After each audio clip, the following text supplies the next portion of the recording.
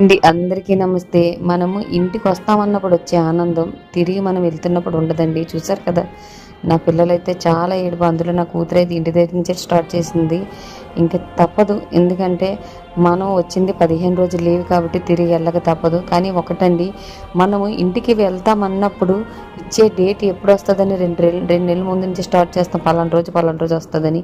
కానీ అదే డేట్ మనం తిరిగి వెళ్ళినప్పుడు వచ్చినప్పుడు మనకి కొంచెం బాధగా ఉంటుంది. కొంచెం కాదు, ఎందుకురా బాబు ఎంత బేగ ఈ డేట్ వచ్చిందని కూడా ఎక్కువే బాధపడిన చాలామంది ఉంటారండి. కానీ నాకైతే మాత్రం చెప్పలేనంత బాధ. ఇంకా నా కొడుకైతే మాత్రం ఎయిర్పోర్ట్ వరకు అడు చాలా బాగానే ఉన్నాడు. నేను లోనికి ఎంట్రీ అయినప్పుడు అడు ఇప్పటికీ కూడా ఏడుస్తూనే ఉన్నాడు. కానీ తప్పదు.